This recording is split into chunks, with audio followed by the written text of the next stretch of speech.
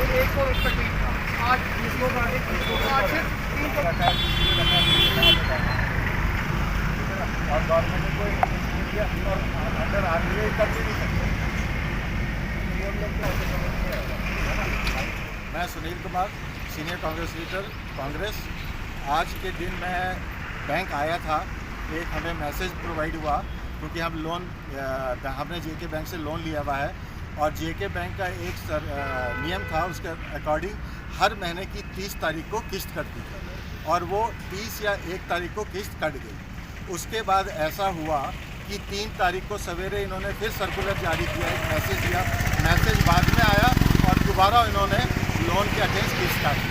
मतलब कि 3 दिन में इन्होंने 2 बारी किस्त काट दी, जो कि आरबीआई गाइडलाइंस के अगेंस्ट काम किया। और हम चाहते हैं, और ये जितने यहाँ पे खड़े हैं ये सारे बैंक के कस्टमर हैं और इन सब के साथ यही हुआ है कि इनकी एक ही महीने में एक ही दिन में 2 बारी किस्त कट गई है। और जब हमने ब्रांच मैनेजर से बात करने की कोशिश करी, वो कहते हैं इसके बारे में हमें कोई ज्ञान नहीं है, इसके बारे में हमें कोई पता नहीं है और ना ही हमें कोई इंटीमेशन है।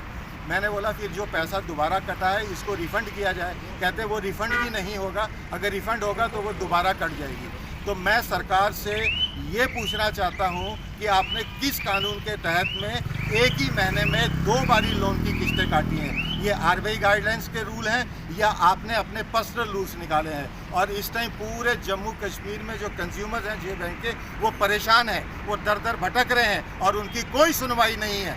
ये घरों में बैठ के अपने एसी कमरों में बैठ के रूल रेगुलेशन तैयार कर देते और इन लोग को ये पता नहीं है कि ऑन ग्राउंड लोग कितने परेशान हैं।